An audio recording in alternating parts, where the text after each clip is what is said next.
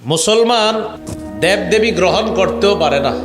অন্য ধর্মের মানুষ যদি দেবদেবী উপাসনা করে এটা তাদের ধর্মীয় ব্যাপার, কিন্তু সেই ধর্মীয় ব্যাপারকে কোনো মুসলমান সেখানে অংশগ্রহণ করে তাদের সাথে একাত্মতা পোষণ করা যাবে না এবং তাদেরকে শুভেচ্ছাও জানানো যাবে না। অন্য ধর্মের ধর্মীয় কোনো বিষয়কে শুভেচ্ছা জানানো মানে তাদেরকে সমর্থন করা। ব্যাখ্যা সাপেক্ষ জানানো যাবে না, কোনোভাবেই জানানো যাবে না। জানানোর পর কোনো ব্যাখ্যা দাঁড় করানো যাবে না। হারাম হারাম, এটাকে ব্যাখ্যা নাই কোনো মুসলমান ইসলাম ধর্মে যারা বিশ্বাসী তাদের জন্য দেবদেবী বর্জনীয়। ইসলাম ধর্মে যারা বিশ্বাসী তাদের জন্য দেবদেবী বর্জনীয়। কোনোভাবেই তাদের এটাকে সমর্থন করা যাবে না। দায়িত্বশীল হিসাবে তাদেরকে নিরাপত্তা দেওয়া এটা ইসলামের দায়িত্ব।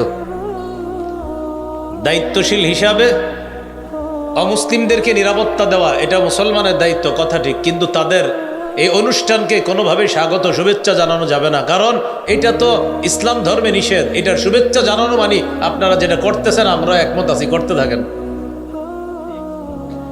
আল্লাহর সাথে শিরিক, এই শিরিককে সমর্থন জানানো মুসলমানের জন্য জায়েজ নেই।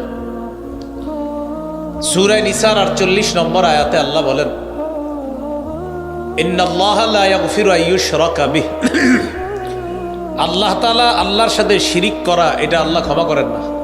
সূরা মাঈদার 72 নম্বর আয়াতে আল্লাহ বলেন, ইন্নাহু মাইয়ুশরিক বিল্লাহ ফাকাদ হাররামাল্লাহু আলাইহিল জান্নাহ, যে ব্যক্তি আল্লাহর সাথে শিরিক করে আল্লাহ তার জন্য জান্নাত হারাম করে দেয়, ওয়া মাওয়াহুন নার, তার ঠিকানা জাহান্নাম।